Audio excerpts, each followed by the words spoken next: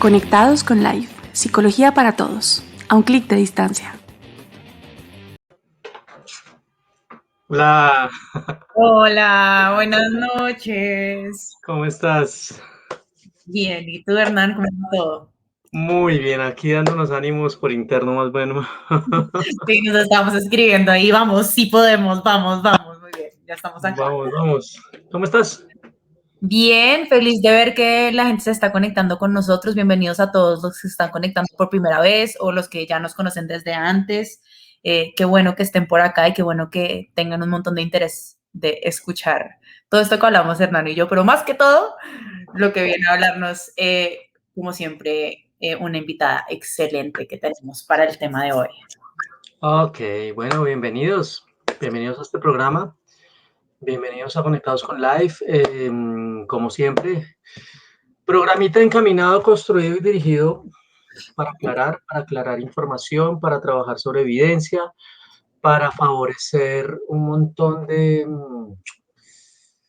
otra vez voy a sonar redundante, pero de información veraz, de información válida, de información real sobre los diferentes temas que vamos trabajando en cada una de nuestras sesiones, en cada uno de nuestros programas. Sesiones son muy terapéutico, ¿no? Sí, sí, Sí, nada, recordándoles que hace 8 días estuvimos hablando sobre acoso laboral, eh, un gran tema, creo que clarificamos un montón de dudas que tenían las personas, hablamos sobre todo este fenómeno del acoso, eh, ampliamos nuestro espectro, nuestro conocimiento sobre acoso, ¿sí o no? sí, así es. Creo que, bueno, iba a hablar por ti también, pero eso no es cierto. Para mí, personalmente, todo lo que es como el tema de la psicología en el contexto organizacional es algo muy ajeno, es algo que no conozco mucho. Entonces, cuando podemos tener esos espacios acá en Conectados con Life, que ya han sido dos en temas relacionados con esto, con una invitada que nuevamente utilizo la palabra excelente, pero tratamos acá de traer a los mejores y a los mejores profesionales para que nos den un montón de información, que Sorenet nos aclaró un montón de cosas. Yo me fui con un montón como de, no sé, nuevos conceptos.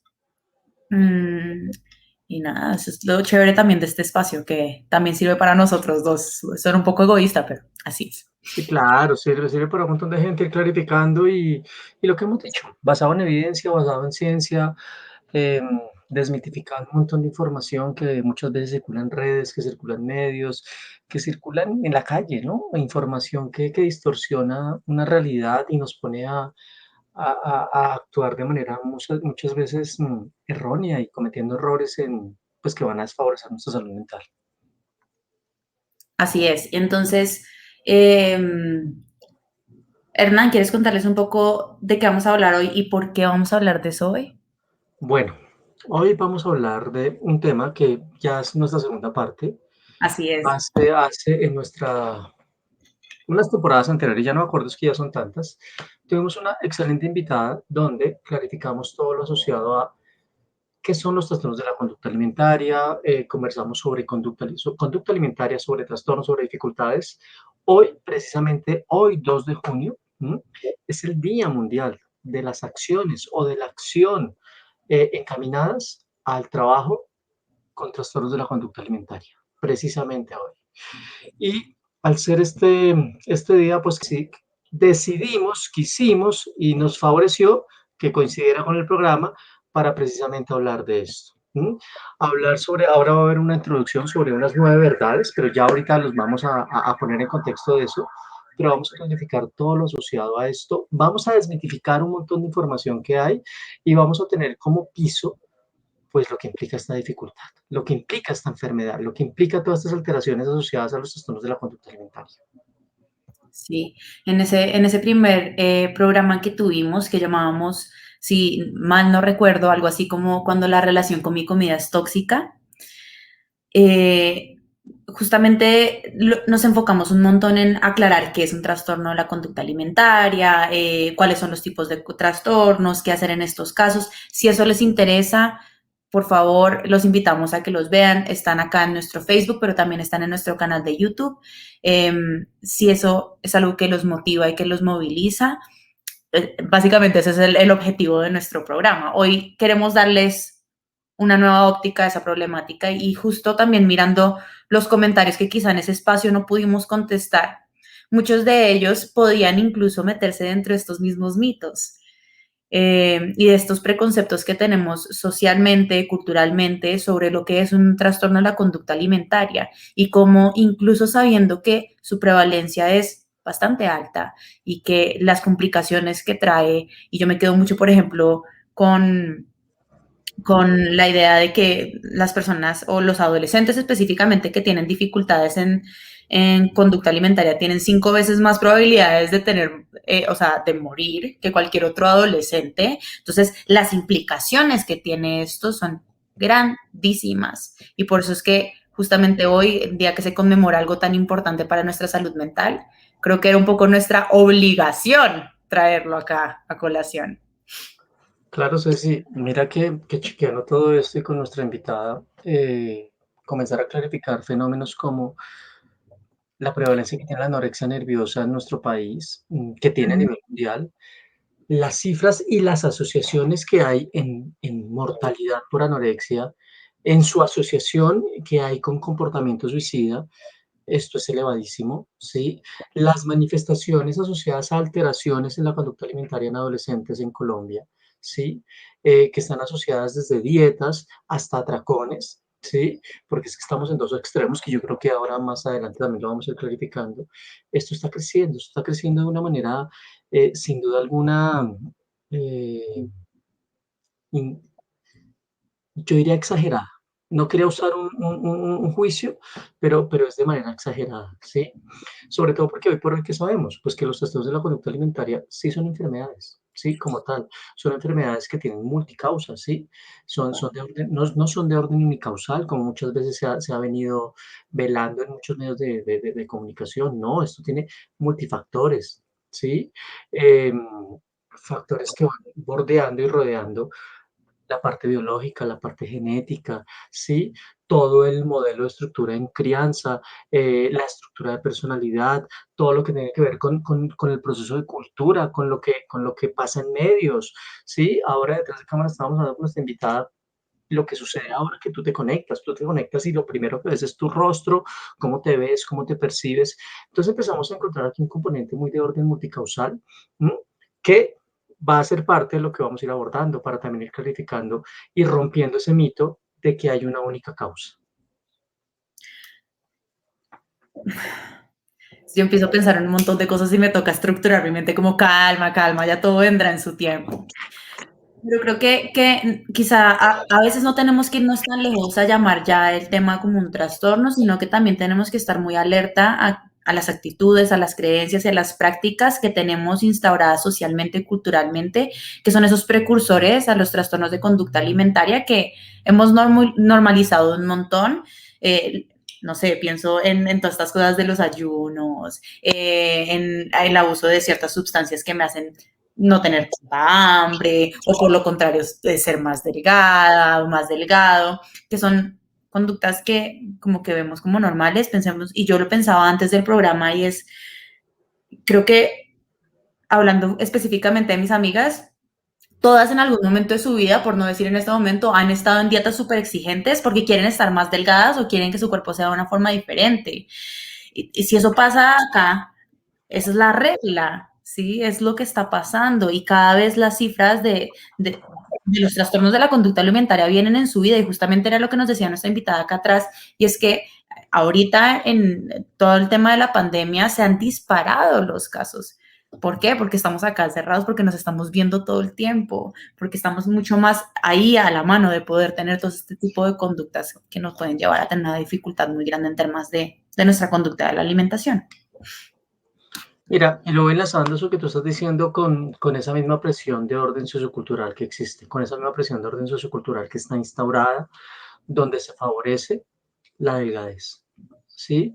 Donde lo que se busca es fomentar ese estereotipo de ser delgado y comenzar a fomentar creencias o ideas como, que es muy usual encontrarlas en consulta, ser delgado es sinónimo de éxito, ¿sí? Entonces Y empezamos a belleza. encontrar de belleza, de éxito, de fama, de reconocimiento, ¿sí? Entonces comenzamos a encontrar eso, pero también, obviamente, nos empezamos a encontrar con todo este fenómeno de si las dietas enferman, entonces está mal hacer dieta, entonces, no, hay que empezar a clarificar es el fenómeno de orden sociocultural, lo que hace socioculturalmente la presión, ¿sí?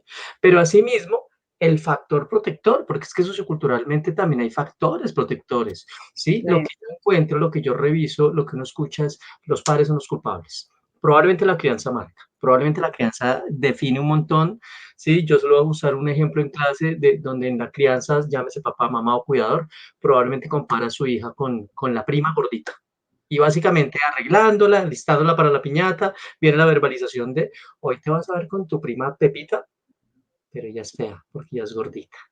Entonces, como la niña empieza a escuchar esto desde los 4, 5, 6 años, claro, Claro. eso como un factor de vulnerabilidad de orden psicológico, pero también cómo comenzamos a velar por entender el rol de los padres o de la familia o de esos cuidadores primarios, también como modelos de hábitos saludables, también como modelos de em, patrones de orden conductual que favorezcan una dieta balanceada, que favorezcan una vida con sentido, muy, muy encaminada a eso, a construir calidad de vida.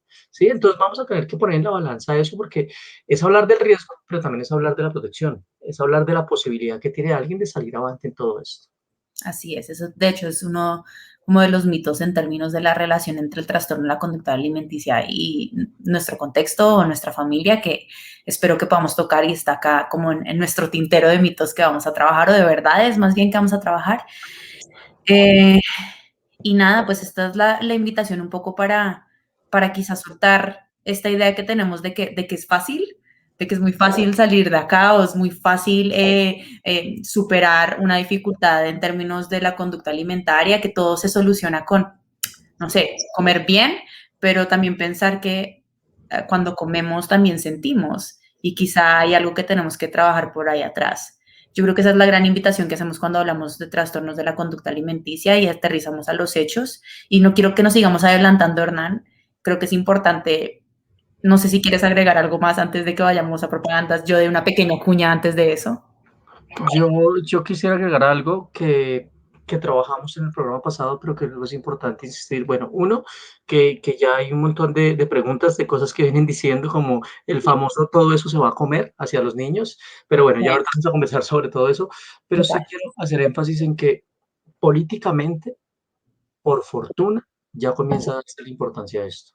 Políticamente ya comienza a existir un reconocimiento de la necesidad que se tiene sobre el abordaje, sobre generar acciones que favorezcan calidad de vida en aquellas personas que padecen de trastornos de la conducta alimentaria.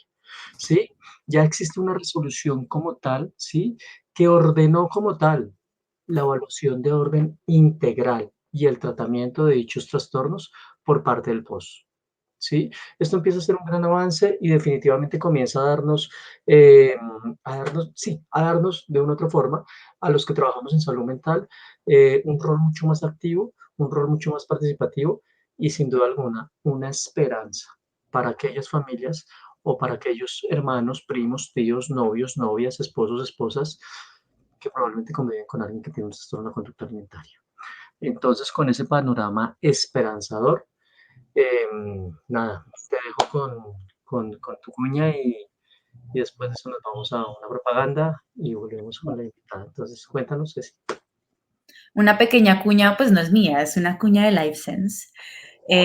Recordarles que LifeSense no solamente hace atención clínica o de esto, sino que también trabajamos fuertemente en generar espacios de bienestar y espacios de formación en habilidades y en competencias profesionales. Y de hecho, al final de este mes se vienen dos muy, muy grandes que quería contarles. Si están interesados, por favor, escríbanos. Hay uno específico por el cual podrían indagar al correo, ¿cómo es que era, Hernán? Bienestar emocional.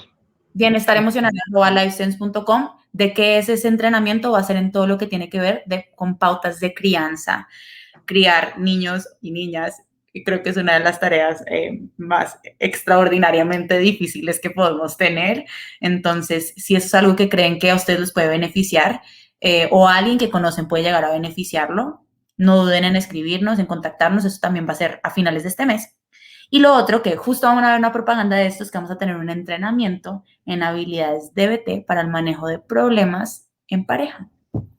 Vale. Ya nos vemos. Ya nos vemos.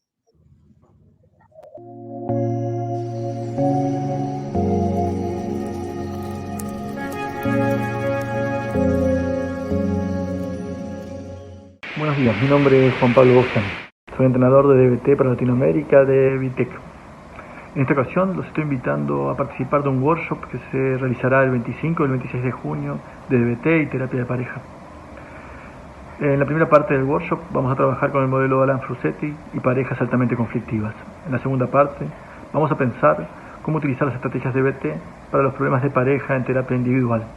Creemos que DBT es un tratamiento altamente sofisticado que permite conceptualizar los problemas de pareja de forma rigurosa e intervenir de manera eficaz. Los esperamos.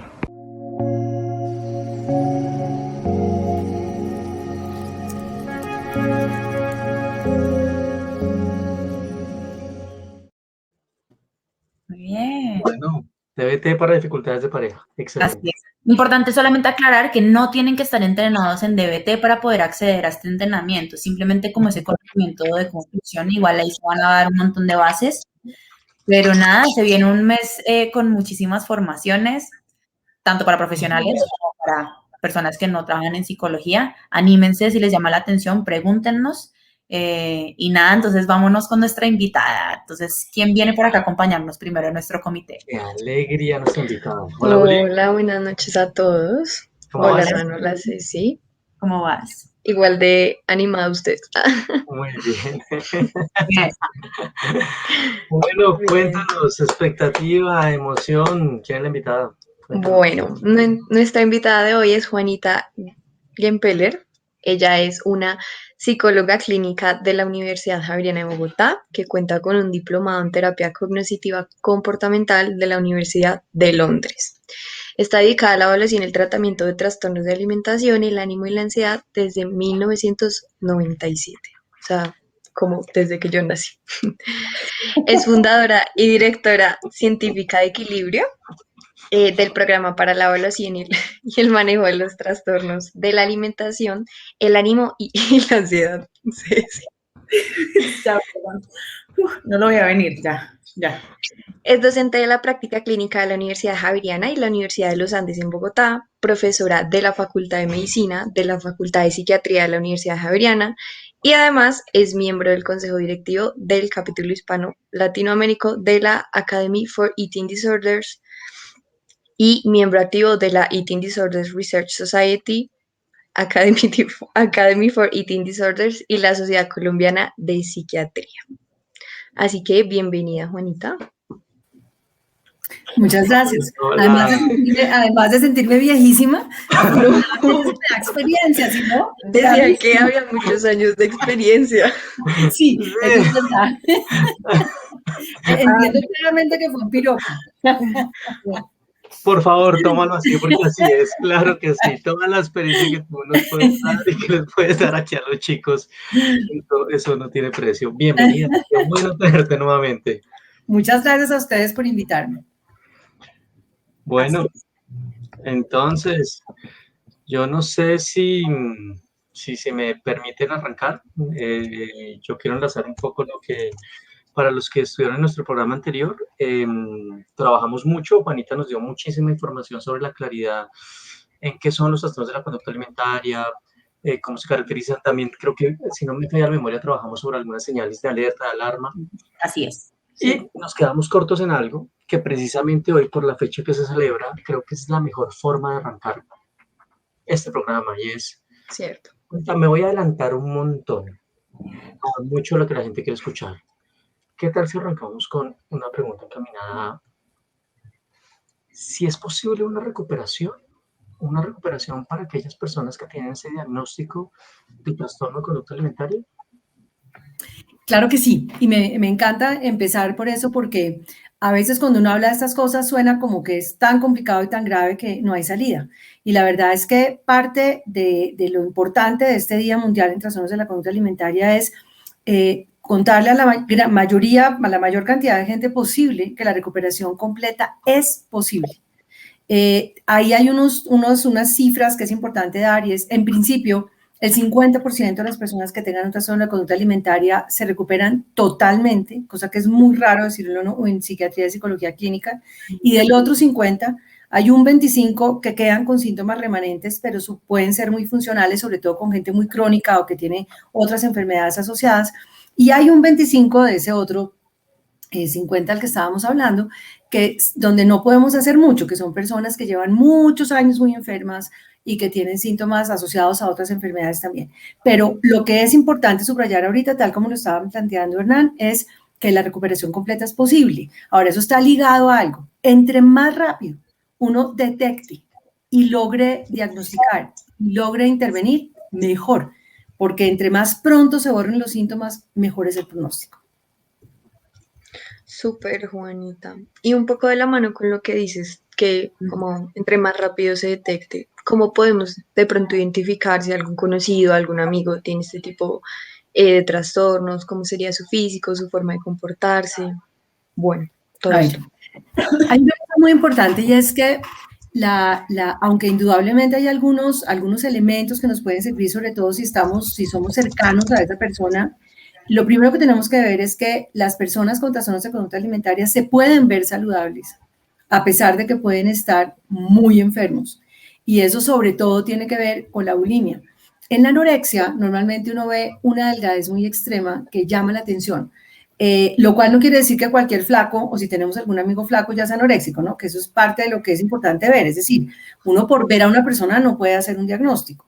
Ahora, evidentemente hay personas que sí ya están tan desnutridas, que llaman mucho la atención y que uno claramente dice aquí algo está pasando. Pero aún así, uno no podría decir simplemente por ver a alguien si tiene un trastorno de la conducta alimentaria. Tiene que meterse mucho más a fondo. Entonces, porque puede, como les digo, puedes o verse muy mal y verse muy mal por otras razones, o verse bien y estar profundamente enfermo. O sea, cualquiera de las dos se podría dar. Entonces, ¿qué pasa? ¿Qué es lo que uno podría ver si ya está muy cerquita, digamos, una persona de la familia, un amigo muy cercano? Uno empieza a ver cosas como, por ejemplo, que la persona tiende a decir que ya comió siempre que toca comer. Si vamos a comer, ay, no, yo ya comí en mi casa, salí antes de comer. O llegan a la casa, estuviste donde una amiga haciendo un trabajo o estabas así, ah, no, es que yo comí allá, entonces aquí no comí. Cuando, por ejemplo, los baños empiezan a oler mal porque las personas vomitan o se laxan, cuando la comida se desaparece de la despensa y se empiezan a encontrar papeles debajo de las camas o de golpe hasta vómito en paquetes guardado para que no se note. Estos son síntomas que digamos que uno puede ver y son cosas que se pueden ver, pero subrayo, por ver a alguien no puedo diagnosticar un trastorno de la conducta alimentaria. Y de hecho, un trastorno de la conducta alimentaria no es algo que uno escoja, no es algo que uno diga, yo quiero ser anoréxico, yo quiero una bulimia. Eso tiene que ver con factores biológicos, tiene que ver con factores genéticos, tiene que ver con factores de crianza, tiene que ver con regulación emocional, con nominación y regulación emocional. Tiene que ver con muchísimas cosas. De hecho, la comida y el peso, que es como esto de lo que estamos hablando, que se puede ver, son solamente como la puntica de un iceberg. Y lo que viene debajo de eso es realmente toda esa problemática. Hay que trabajar comida de cuerpo, claro, pero lo que viene ahí es el meollo de la situación donde hay que trabajar muchísimo.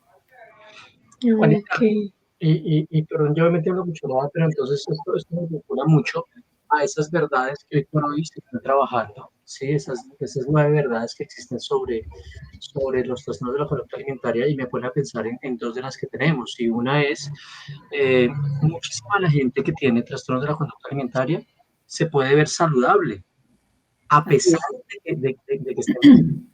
Y otra revisándola, yo las tengo aquí súper juiciosos y estoy definitivamente aprendiendo con esto, es los trastornos de la conducta alimentaria afectan a gente de todas las edades, de todas las razas, de todas las etnias, de todas las orientaciones.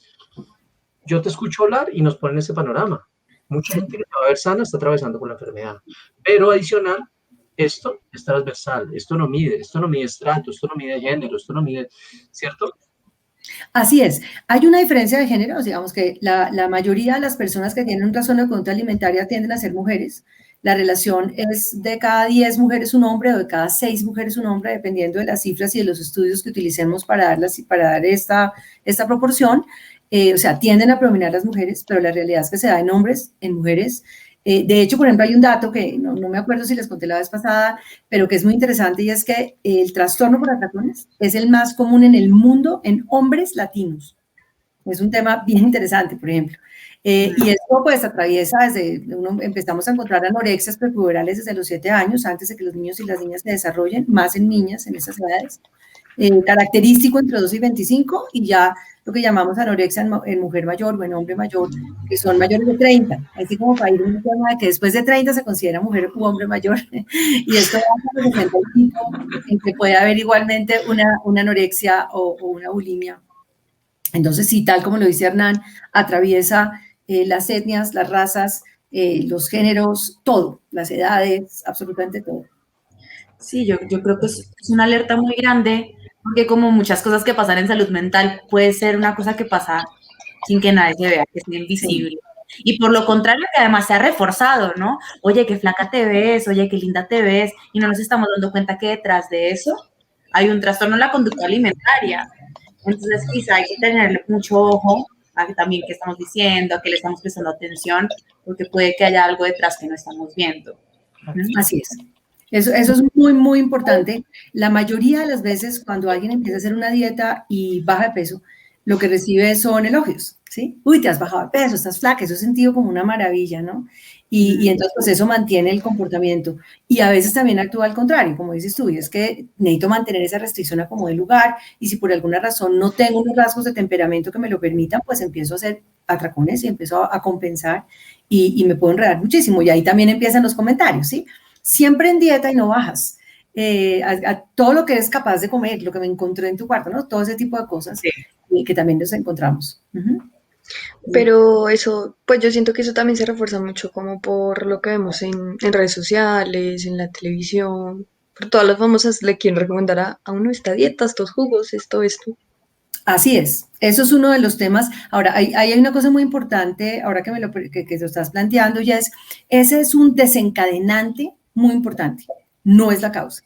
Si fuera una causa, estaríamos en una epidemia brutal, o sea, eso no es la causa. Son simplemente temas que facilitan que una persona que tiene una genética específica, unos rasgos de personalidad específicos, una crianza en la que se ha marcado mucho el cuerpo, pues cuando la cultura lo marca también, se vuelve un desencadenante. Pero no hay ninguna manera de decir que la cultura causa esto, sino que es un desencadenante. Lo que pasa que es importante entenderlo, ¿no? Porque a veces los mismos papás cuando uno está haciendo una evaluación le dicen, no, es que con esta cantidad de cosas en las redes, con estas amiguitas que tiene, pues ¿qué más se puede esperar? Como si fuera solamente un tema de la figura y del cuerpo. Y de hecho, las personas enfermas les ofende mucho eso.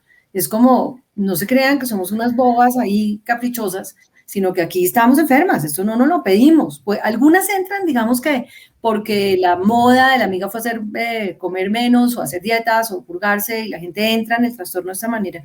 Pero finalmente una vez ahí, el tema es súper desgastante, hay mucho sufrimiento, esto se vive de una manera secretiva, que también como tú lo decías hace un ratico, ese secreto es brutal, que no necesariamente se nota, ¿no?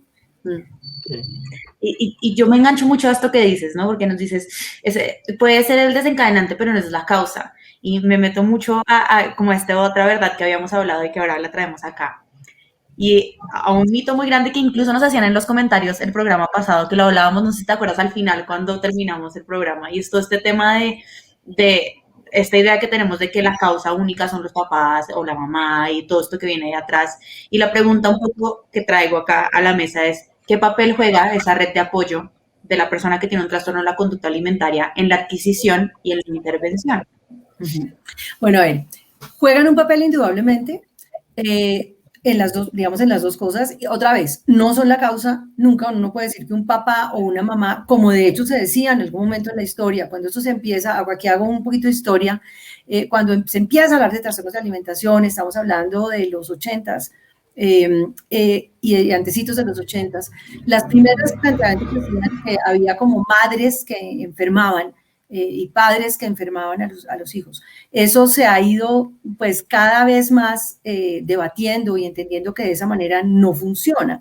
Indudablemente, digamos que los papás pueden contribuir a esto, claro, cuando marcan mucho el cuerpo, el ejemplo de Hernán para empezar este programa lo dice así, es decir, una mamá diciéndole a la niña, cuidado, te engordas, a las gorditas no las quieren sino los papás, cosas como ustedes mismos decían hace un rato de, uy, te vas a comer todo esto, ¿de verdad? Ese tipo de cosas, o como tú nunca comes, es que le haces desprecio a todo, es que uno tiene que comerse todo lo que le dicen, todo ese tipo de cosas ayudan y marcan, pero de ninguna manera causan un trastorno. Ahora, lo que es muy importante subrayar es que las familias no son culpables de la aparición de un trastorno de conducta alimentaria, porque ese punto hace que muchas familias y muchos pacientes se demoren en consultar, se mueren del susto, es decir, me van a decir, yo enfermé a mi hija. No, las familias no son culpables. Al contrario, cuando realmente llegan al tratamiento, hay pocas cosas que ayuden más en el tratamiento que una familia funcional, una familia que quiere ayudar al tratamiento, que se adhiere al tratamiento, que colabora con el tratamiento. Entonces, realmente, hoy en día consideramos que los papás son los principales aliados en el tratamiento con un trastorno de la conducta alimentaria. Obviamente hay momentos en que hay familias muy disfuncionales, en que uno tiene que decir, necesito que no estés tan vinculado al tratamiento. Por ejemplo, mamás enfermas con un trastorno de conducta alimentaria que se vuelven, que están, digamos que eternizando el tema, o a veces papás que tienen unas miradas sobre las cosas, sobre la comida, sobre el cuerpo, en que todo el tiempo les están diciendo este tipo de cosas como, por ejemplo, mejórate pero no te engordes, ¿sí? O está bien que aprendas a comer bien, pero bueno, tampoco comer de todo, no, eso sí hay que comer saludable, entendiendo saludable como comer solamente cosas que no tengan carbohidratos, ni grasas, ni dulces, ni nada, ¿no? Entonces, digamos, subrayo, las familias no son culpables, al contrario, pueden ser los mejores aliados. Y la red de apoyo es importantísima. Ahí no solamente hablamos de papás y mamás, hablamos de amigos, hablamos de compañeros de colegio, hablamos de profesores en los colegios, hablamos, indudablemente la red de apoyo es crucial y ayuda cantidades, ¿sí? Y esto es muy importante porque estas son enfermedades que tienen, pues, riesgo de muerte. Una persona con anorexia tiene 5 veces más posibilidad de morirse que otra persona. Y además, pues, un trastorno de conducta alimentaria, tanto anorexia como bulimia y trastorno por atracones, genera muchas alteraciones fisiológicas, ¿sí? De daños fisiológicos, ya sea por la restricción, donde se alteran, digamos, la densidad de los huesos, niñas que luego se demoran muchísimo en menstruar, que pueden tener grandes dificultades para la ovulación más adelante, dificultades gástricas, las personas que vomitan, se dañan los dientes, el estómago, todo el tracto gastroesofágico, es decir, hay todos los niveles, ¿sí? El órgano que más sufre es el cerebro, el cerebro de una persona que restringe, de una niña de 13, 14 años puede parecer el cerebro de una persona de 70 o 75 años. Wow. Entonces, eso es una cosa muy importante. Entonces, digamos, volviendo a tu pregunta, la red de apoyo es crucial, pero es más importante en la intervención y en sacar adelante que realmente en la adquisición, aunque puede jugar un papel, pero no de culpa. Ok.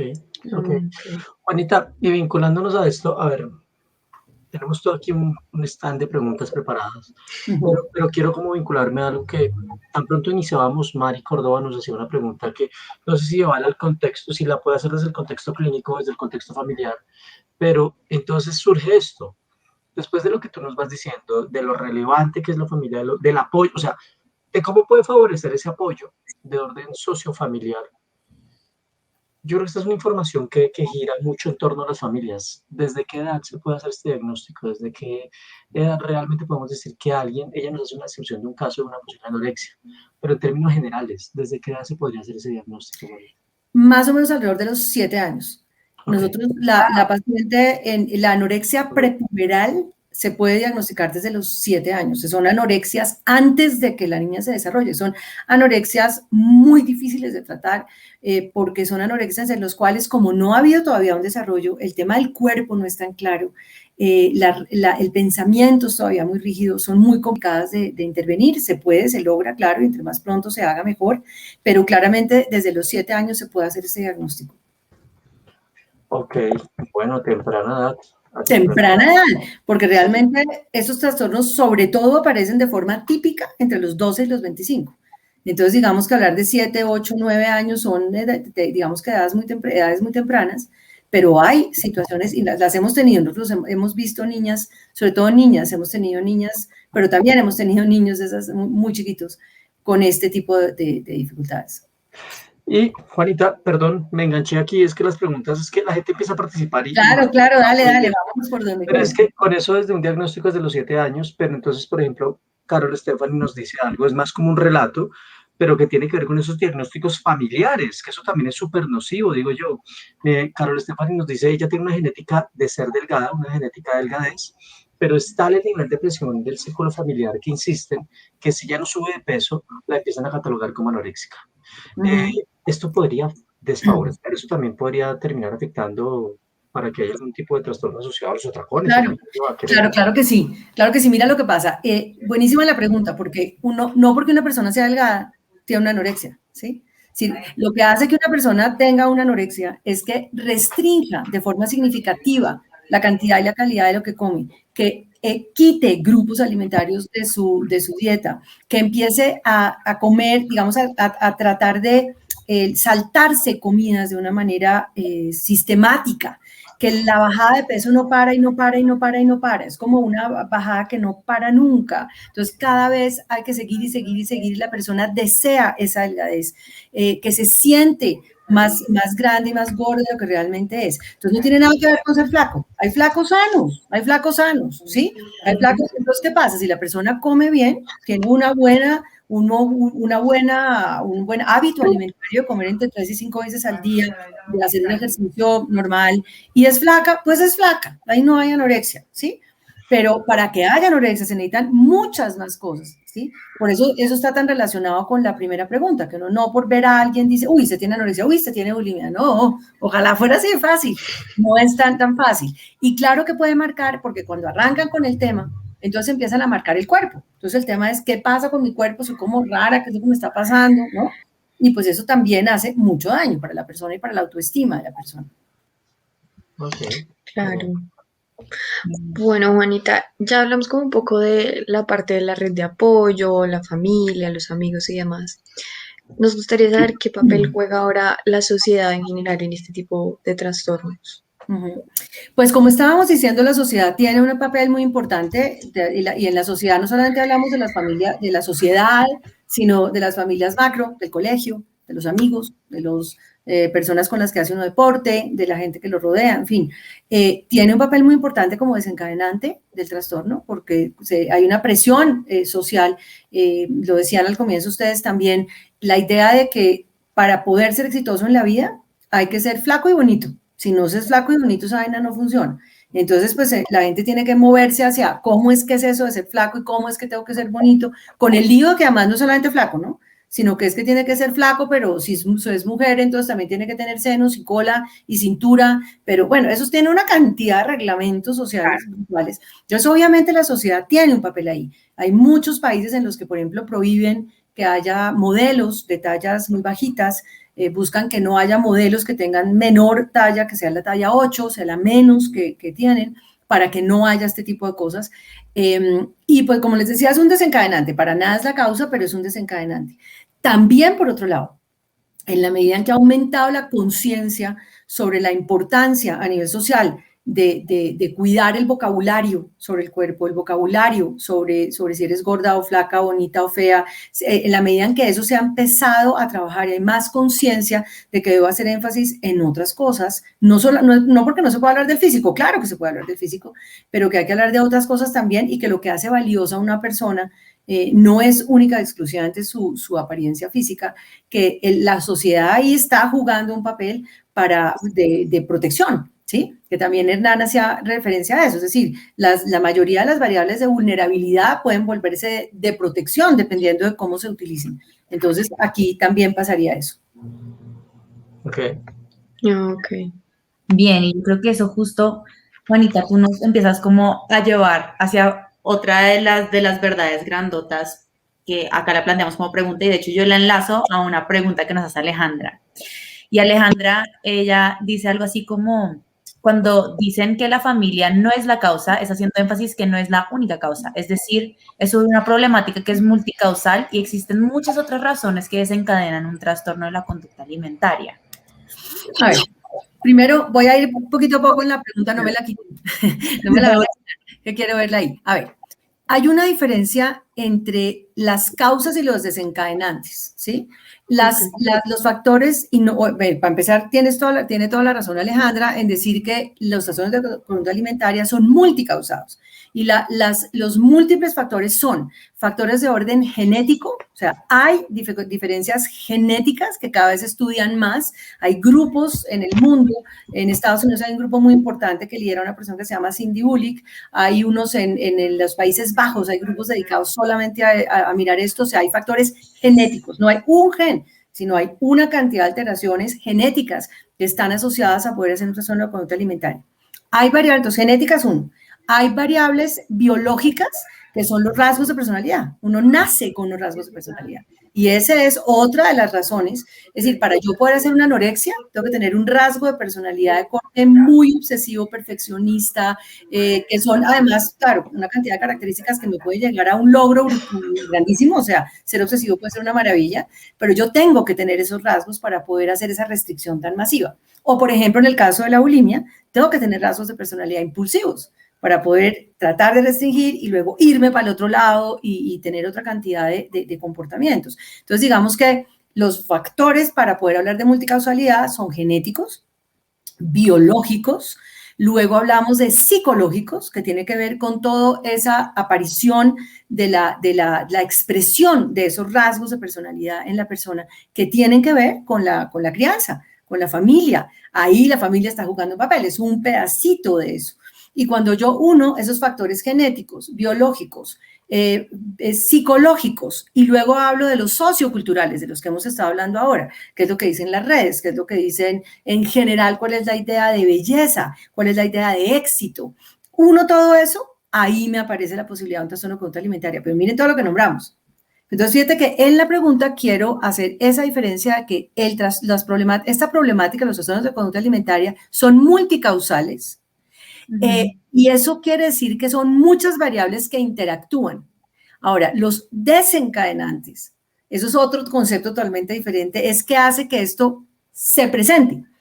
El detonante. Entonces, uno puede ser, por ejemplo, viaje lejos de la casa. Todos esos viajes que hacen ahora que el niñito se vaya, no se tiene que irse del país en algún momento, y lo hacen tempranamente y el niñito se va o la niñita y jamás ha estado fuera de su casa, eso le cambia todo el hábito de alimentación y ejercicio y de contacto con la gente, expresión de emociones. Eso puede ser un desencadenante, un trauma, un abuso, que estaban hablando ustedes el programa pasado. El abuso, tanto físico como psicológico, es uno de los desencadenantes, ¿sí? El trauma. Nosotros tenemos un trabajo muy bonito en equilibrio sobre, pues es horrible el tema, pero digamos es muy interesante, sobre el impacto. Y esos trabajos solamente se han podido hacer, obviamente, en sociedades como la nuestra, como Brasil, como México, el impacto de la violencia como desencadenante, un secuestro, por ejemplo, homicidios, suicidios, todo lo que estamos viviendo hoy en día, por ejemplo, de rompimiento de derechos humanos, todo ese tipo de cosas actúan como desencadenantes. Entonces, una cosa son las variables que me ayudan a entender que es un tema multicausado, y otros son los desencadenantes, que es lo que facilita la aparición. Un desencadenante, por ejemplo, que está totalmente hoy de moda en términos de estudiarlo y entenderlo, es la pandemia, ¿sí? Porque en la medida en que la pandemia hizo que nos quedáramos en la casa, la mayoría de la gente se subió de peso. Y al subirse de peso, empezó a hacer dietas. Y claramente, pues las dietas no hay que satanizarlas. A veces hay que hacer dietas. Los médicos recomiendan en algunas ocasiones dietas. El lío es que todos los trastornos de alimentación empiezan por una dieta. Entonces, la pandemia está siendo un tema complicadísimo con eso, ¿sí? Entonces, creo que ahí contesto la pregunta de Alejandra. Sí, de hecho, ella escribió que le queda muy claro, gracias. Ah, bueno, que no insista más. Y yo solo quiero rápidamente mencionar los mitos que justamente en tu respuesta, las verdades que en tus respuestas nos estás dando. Entonces, uno, las familias no son culpables y por lo contrario pueden ser los aliados principales para el tratamiento. Lo otro es, los trastornos de la conducta alimentaria no son una elección, sino que vienen de un montón de situaciones, entre ellas los genes, pero no solamente se explican por los genes, sino que son causados por cosas biológicas, sociales y muchísimas cosas que están en interconexión. Así es. ¿Se me fue uno? Y que hayamos... Yo creo que ya hemos hablado de todo eso, muestra a ver qué Sí. otra pregunta de golpe nos Muy pueda. bien. No, pero muy bien. De hecho, Bueno, quiero enlazarlo con una que está ahí pendiente. Muy bien, Ceci, ya van quedando las verdades. Muy bien. gracias. Estudiamos la lección, Juanita, ¿ves? La Sí, estudiamos. sí, muy bien, muy bien. Viene algo y es, históricamente algo que pasa, Juanita, es que cuando nos hablan de implicaciones, tú no las recuerdas o las das para mucha gente que no tiene ni idea, implicaciones de orden físico. Pero ¿qué implicaciones tiene además de las físicas el padecer un trastorno de la conducta alimentaria? ¿Más implicaciones? No Pero solo. claro, las implicaciones psicológicas son todas, pues porque finalmente, a ver, como estaba planteándolo hace un rato, pienso que es la manera de enlazarlo, es entender que para uno poder hacer un trastorno de la conducta alimentaria tiene que tener unos rasgos de personalidad muy específicos. En el caso de la anorexia, más de corte obsesivo, más de capacidad de ser perseverante, la capacidad de ejercer control de una manera pues muy fuerte. En el caso de la bulimia, más de corte impulsivo, más de movimiento en extremos. Pero entonces digamos que cuando uno parte de un rasgo, empieza a presentar una conducta. Oye, espérate que se me perdió la pregunta que hiciste. Me puse Implicaciones no solo las físicas. implicaciones. Ya. Me fui a todas las arandelas y se me perdió el foco. Entonces, cuando uno empieza a entender eso, empieza a mirar que una persona que se enferma de un trastorno de conducta alimentaria, que no es elegido, que tiene que ver con su genética, que tiene que ver con su crianza, que no es que yo diga yo me lo pedí, sino se enfermó, pues empieza a ser, por ejemplo, estigmatizada, ¿sí? Por otro lado, aparecen todos los desgastes de vivir esta enfermedad. Si imagínense ustedes el tema de que la comida, que es una cosa que tenemos que enfrentar día a día, se vuelve un tema todo el tiempo. Entonces, imagínense el impacto psicológico de tener que privilegiar todo el tiempo. Por ejemplo, ir a un muchacho a una fiesta y estar pensando cuántas calorías tiene el aguardiente, cuántas calorías tiene si me tomo un vino, qué pasa si me como esta papa, uy, no es bien, me comí 2 empanadas, ¿no?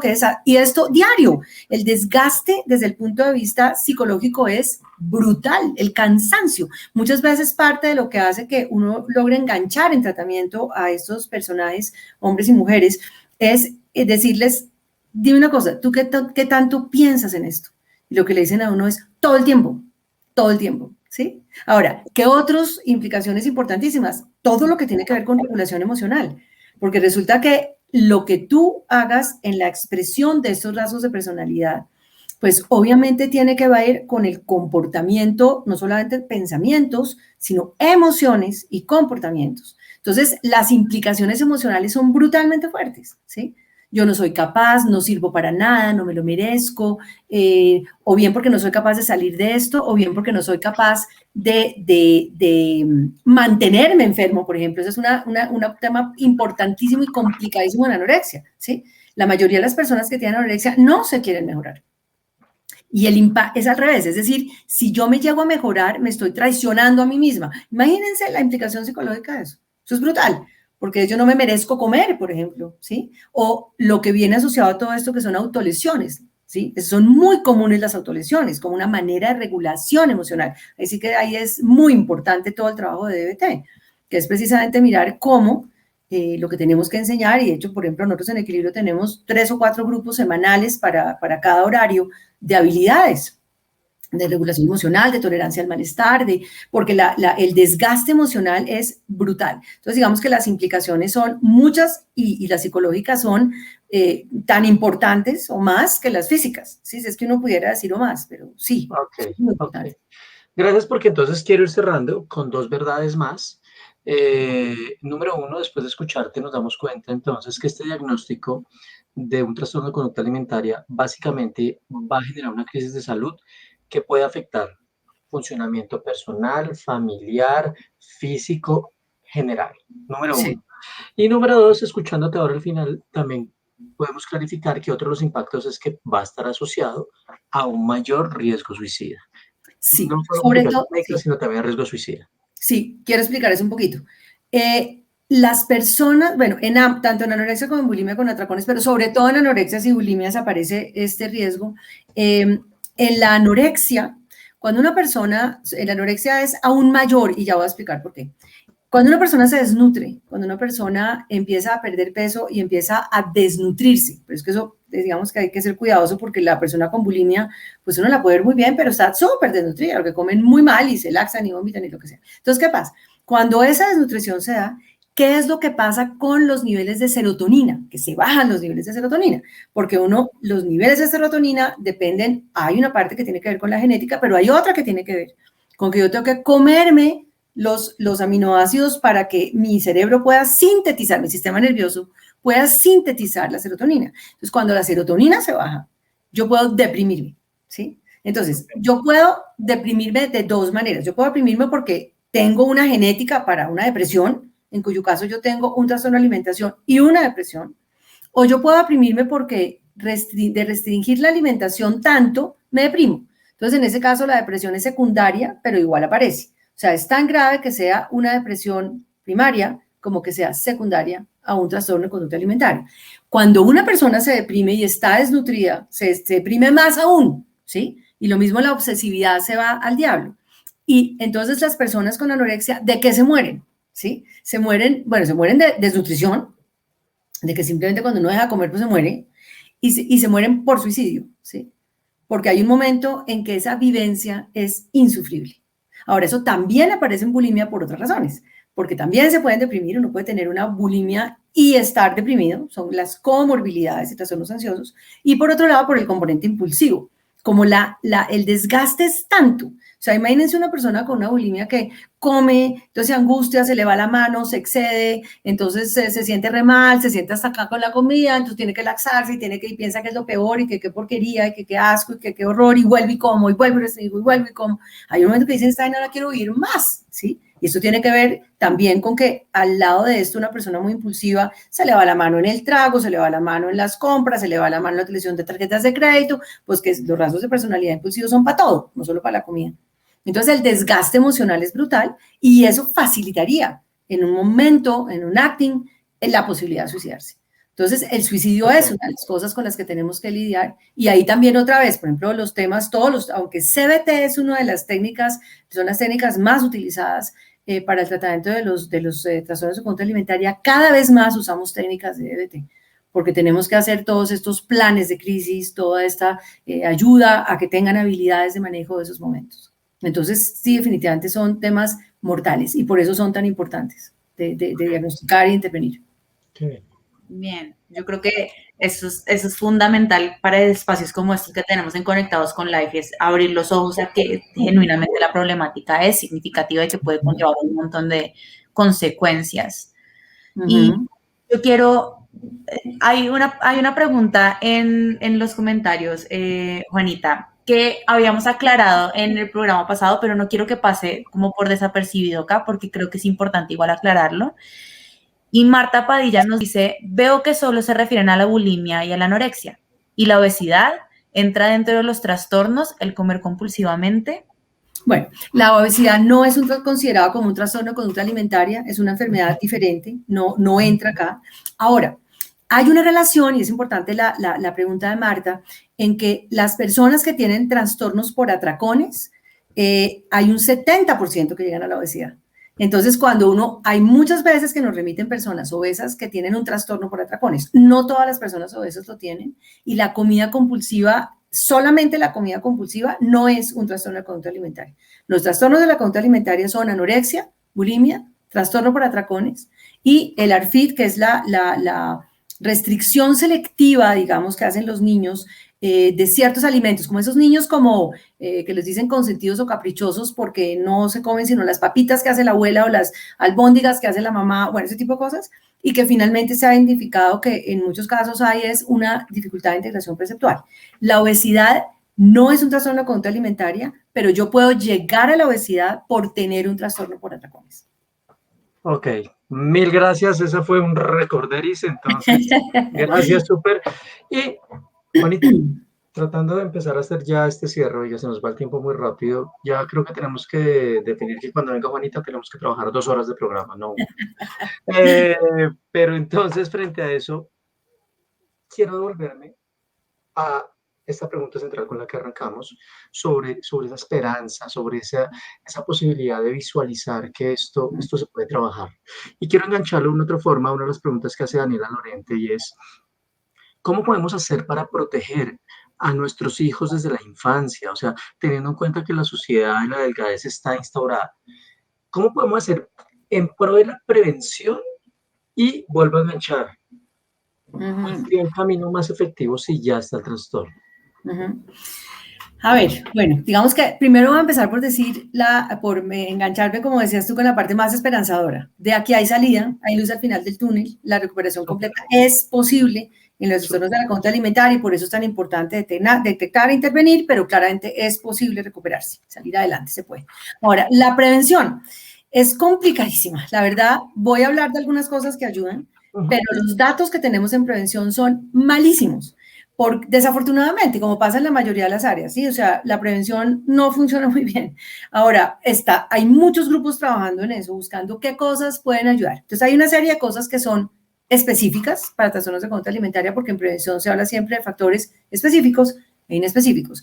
Los específicos tienen que ver, por ejemplo, con no marcar el cuerpo de los niños. ¿Qué quiere decir eso? No quiere decir que uno le pueda decir, estás linda, o cómo te ve bien esto, o cómo estás de musculoso al chino, no es que no le pueda decir eso. Pero quiere decir que cuando uno pone por encima de todo el aspecto físico y todo el tiempo está haciendo énfasis, tanto en estás gorda como estás divina, como es que tú eres el mejor plantado y tú eres el más lindo, como eres el más horroroso, gordo, inmundo, que no me parece, ¿sí? O sea, cualquiera de los dos extremos que marque el cuerpo es un elemento que favorece un trastorno de conducta alimentaria. Entonces, no subrayen el espacio físico todo el tiempo, el aspecto físico todo el tiempo. Ese es un factor, como papás y como mamás. Coman juntos, siéntense a comer juntos, presenten una alimentación variada y saludable, que tenga todo. Todo significa todo. Significa harinas, significa frutas, verduras, significa dulces. Los niños tienen que comer dulces. Los niños necesitan dulce para poder moverse, calorías fáciles, rápido, que les permitan tener todo ese nivel de actividad. No hay que prohibirlos. Ahora, no se puede alimentar un niñito dulce, ¿sí? Obviamente tiene que comer proteínas, verduras, frutas, granos, harinas, todo. Entonces, den una alimentación balanceada. Ahí están protegiendo, ¿sí? Coman ustedes como papás bien. Porque si uno dice, no, para ti, todo. Entonces, frijolitos, arroz, carnecita molida, para mí, caldo, porque eso sí, el caldo, yo no puedo comer eso, porque eso sí, pues obviamente los niños aprenden ese tipo de cosas. Entonces, en prevención, mostrar unos hábitos saludables de comida y de ejercicio va a ser muy importante. Otro punto de lo que estábamos hablando, cuenten lo que están sintiendo, hablen de sus emociones. Cuando se sienten a comer, conversen del día. ¿Qué es lo que vivimos hoy? ¿Cómo te fue? Uy, no, yo tuve un día fatal, hoy sí fue un camello, hoy pasé feliz. El poder ponerle nombre a las emociones. Estoy brava, me mueve la rabia, me estoy sintiendo frustrada, quejartera. O sea, hablen de eso, hablen de cómo lo manejan.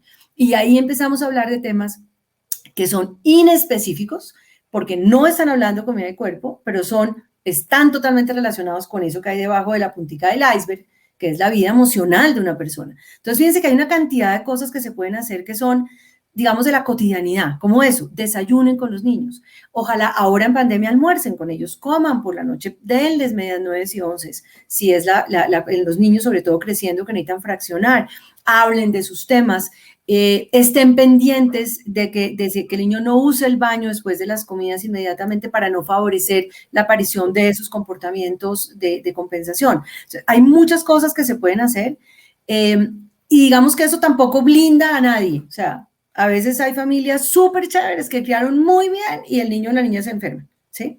Pero ese tipo de cosas sí las podemos hacer. Ok, muy bien. Súper, Juanita. Tú nos mencionabas algo acerca de un libro, una guía. Ah, sí. En la página de Equilibrio, que es, no sé si la puedan de golpe poner por ahí, que es www.programadeequilibrio.org. La repito, www.programadeequilibrio.org. En esa página pueden descargar sin ningún costo un libro que hicimos en Equilibrio hace unos años que se llama Cuando tu forma de comer se convierte en un problema, que habla de todo esto. Y habla de todo esto de una forma absolutamente completa, concreta, con indicaciones de qué hacer, de qué manera, de cómo manejarlo. Y lo pueden bajar totalmente gratis, no tienen ningún costo.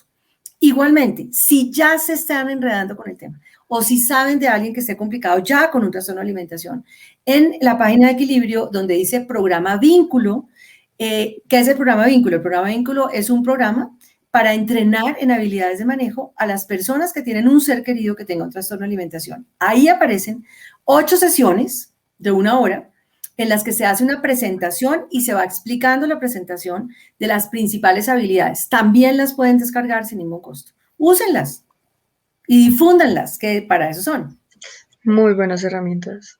Bueno, muchas gracias. sí, muy bien, mil gracias.